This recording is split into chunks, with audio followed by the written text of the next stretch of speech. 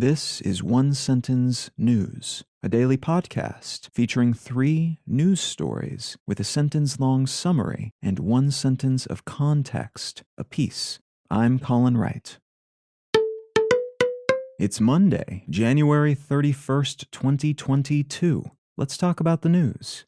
From BBC News, UK PM weighs bigger troop offer amid Russia-Ukraine border crisis. UK Prime Minister Boris Johnson has floated the idea of sending more troops to Eastern Europe as talks continue between Russia, which has moved around 120,000 soldiers to its borders with Ukraine, and into ally Belarus's territory to further ring in Ukraine from the north, and Western nations, especially the US and EU member states. Johnson has said such reinforcements would send a, quote, clear message to the Kremlin, end quote, but some analysts are viewing this announcement and the potential move it could signal as a means of distracting the British public from the Prime Minister's ongoing bundle of scandals that have plagued him for weeks, often referred to collectively as Partygate, which refers to Johnson and his staff attending and hosting parties when the rest of the UK population had been ordered into lockdown earlier in the pandemic.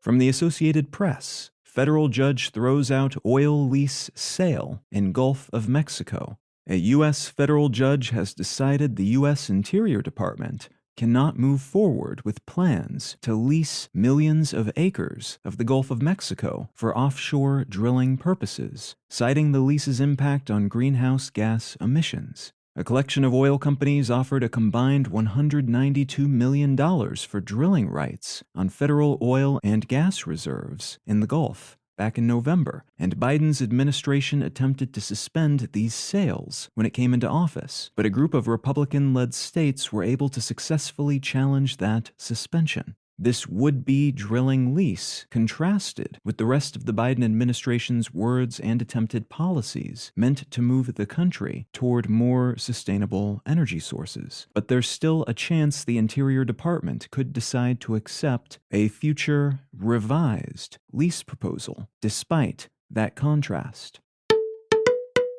And from the Wall Street Journal, Argentina and IMF agree to restructure $44 billion bailout. The Argentine president has announced the government has reached an agreement with the International Monetary Fund to restructure a $44 billion bailout in such a way that the country will be able to avoid the near-complete depletion of their currency's value.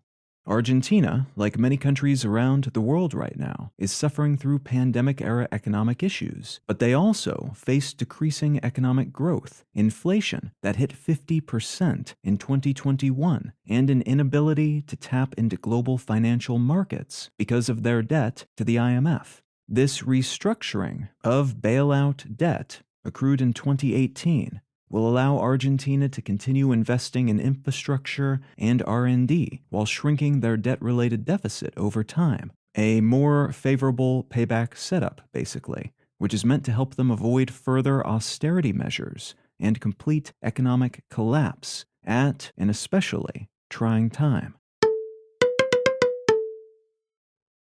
If you're finding some value in One Sentence News, consider leaving a quick review wherever you get your podcasts and/or sharing the show with a friend. You can find out more about this show or subscribe to the email version at onesentencenews.com, and you can support this and other related projects like the Let's Know Things and Brain Lenses podcasts at understandery.com.